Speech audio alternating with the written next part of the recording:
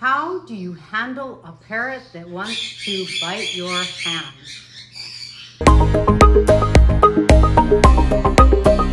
Hi, I'm Kaylin, the author of The Parrot Bliss Bond. Please be sure to get your copy so that the next time your parrot's doing something you don't want them to do, I can make a video and help you try to get past that behavior. This is Ursulus. Ursulus is my red-headed Amazon. And the truth is, most of my parrots don't bite, and my African grays, the three that do bite, I kind of don't give them opportunities. So if you want to give your parrot, not an opportunity to bite you, but if you want to give your parrot the ability to, be closer to you the way Ursulus is without biting you, there's a couple of ways to go about it. One way to go about it is if you are diehard, I'm not, and you're brave, I'm not, and you can do mind over body, then what you're going to want to do is just deal with being bitten. Let your bird bite you, and that was nothing. He's not biting me. He's just holding himself with my finger. Let your bird bite you. I know it'll hurt. Like I said, I'm not that brave. And okay. And don't react. Try to say nothing. Try to do nothing. Try to ignore it. Try to act like you're made of steel, and your parrot biting you is going to do nothing. I don't know exactly how many times it'll take of you getting bitten for your parrot to go, that didn't work, and stop biting. Now, if you are a little less brave like me, then you're going to want to try to see if you can, if you can figure out why your parrot is conditioned to not like your hand. In other words, if it's an aggressive behavior, there's a couple of things you want to look at. In their cage, a parrot has their own space, and there are parrots that aren't going to let you put your hand in. You're going to have to use a stick. I don't think it'll always be like that, but if it is, for now, you just have to let it be. Generally speaking, I know that a parrot is going to be aggressive and bite you when you first bring them home, or it kind of builds with time. Maybe because you haven't been engaging with them and spending the time with them, and so they kind of get more defensive, that kind of thing, and then they get more territorial. So if you've got a territorial issue like that, where I come from is I respect their space. If I have to get them, I get a stick, kind of thing. But I do tend to have a lot of open door policies. I have a couple cage-free policies, and I have some closed door policies.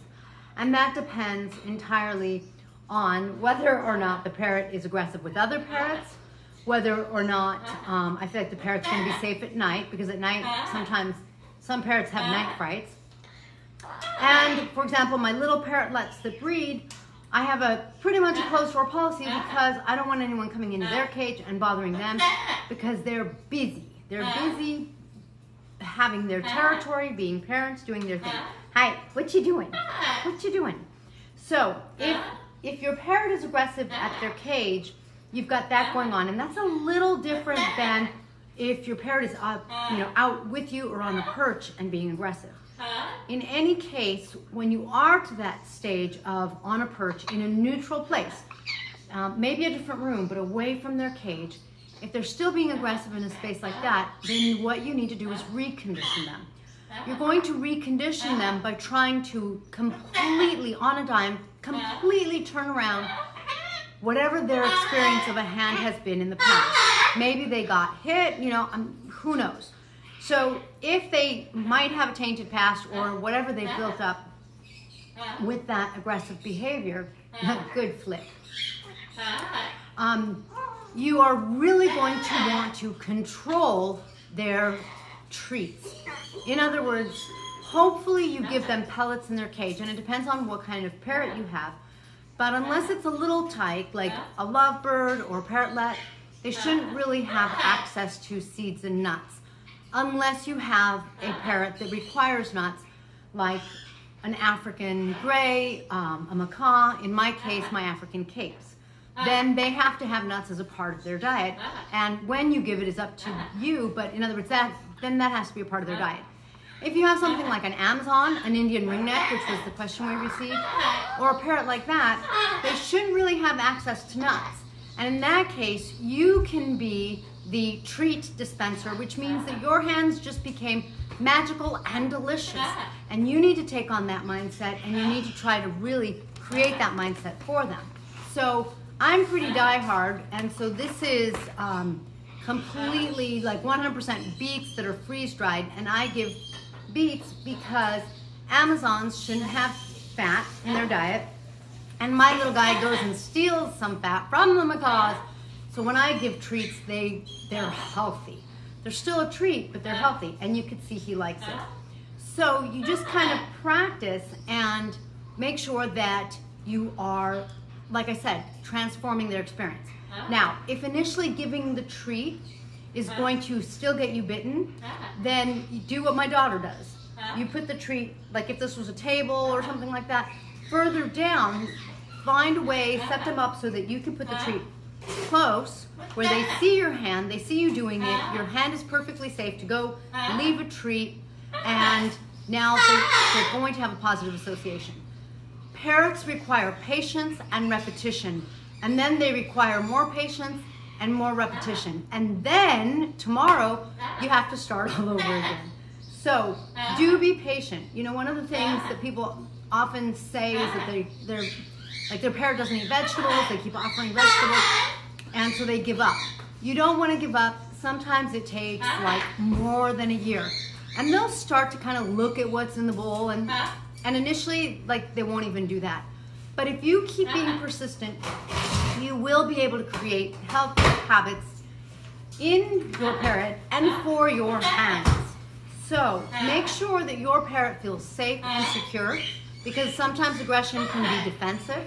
Make sure your parrot is safe and secure in their cage and that you're working with them in a neutral space. And make sure that your hand is this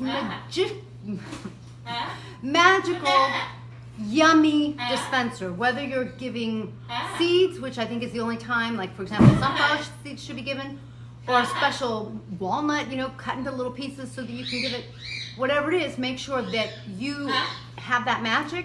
And if I were you, I would maybe use a clicker or do a clicking with my mouth. I like to use my mouth because I always have it. I don't always have the clicker in my hand. And that way, if your parrot has a keyword and maybe a key physical body movement that you're doing, that you're communicating, look, I'm going to give you something sweet. I would also make sure that that is a part of the routine and that is a part of the magic, like casting the magic spell. Why? Because then your parrot is going to know the minute that they see the hand signal or the minute that you say the magic words, they're going to know what to expect, and they're going to start to expect that delicious hand and change their behavior. All right, it's time to stop so that my Amazon stops yelling. Thanks for joining us. Please make sure that you let us know if you have any questions, and subscribe and hit the bell so that you see the next time my Amazon is yelling. Thanks for joining us.